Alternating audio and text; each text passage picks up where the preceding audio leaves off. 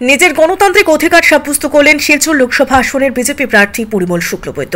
এদিন পরিমল শুক্লবৈদ্য 188 নম্বর আইরংমারা এলপি স্কুলের ভোট কেন্দ্রে এসে ভোট দিয়েছেন। পরে সংবাদ মাধ্যমের সঙ্গে কথা বলেন বিজেপি প্রার্থী Parimal Shuklabaidya. Bureau report, Barakbani news network. আপনাদের জ্ঞাত দল আমার প্রার্থী হিসাবে নির্বাচিত করেছে। এই স্কুলখন মই পঢ়িছোঁ।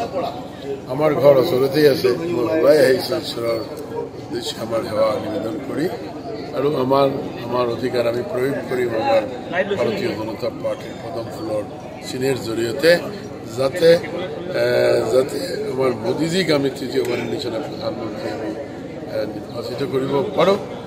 আৰু আমাৰ এনেকুৱা লাগি আছে যে এইবাৰ আপোনালোকে দেখিব আমাৰ প্ৰায় নহয় 13,69,000 প্লাস আৰু ধৰক 13,70,000 আমাৰ ভোটাৰ্ছ আছে।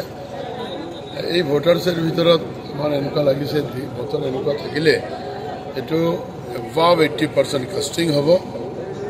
It may goes up to 90%, then debables. কাজেই এই যিমান ভোট কাষ্ট হ'ব সম্ভৱত অকল ভোটী ভাৰতীয় জনতা পাৰ্টিৰ পক্ষতে আহে নেকি, কাৰণ আমিতো আৰম্ভণিৰ পৰা আমি আমাৰ প্ৰচাৰ কৰি আছোঁ। খালি সকলো ঠাইত ৰাইজে মোদীজী কৈ আছে, ভাৰতীয় জনতা পাৰ্টি কৈ আছে। এই ক্ষেত্ৰত আমাৰ এটা ধাৰণা যে নিৰ্বাচনেৰ যেতিয়া ফলাফল ঘোষণা হ'ব তেতিয়া ভাৰতীয় জনতা পাৰ্টি এক অভিলেখ সৃষ্টি কৰি বিজয়েৰ বিনাশ। জয়লৈ কিমান আশাবাদী? কাৰ লগত প্ৰতিদ্বন্দ্বী হ'ব বোলে? প্ৰতিদ্বন্দ্বীটো আমি দেখাই নাই বাটত। এতিয়া আজিলৈকে 7টা নিৰ্বাচনেৰ পাছত আমি প্ৰতিদ্বন্দ্বী দেখাই নাই। কাজেই আমি আৰু কি ক'ম, আমি এনেকুৱা এটা বনাই কথা কৈ লাভ নাই। কাজেই মই যিটো দেখিছোঁ, আমি 450ৰ ওপৰত আমি সভা সমিতি কৰিলোঁ।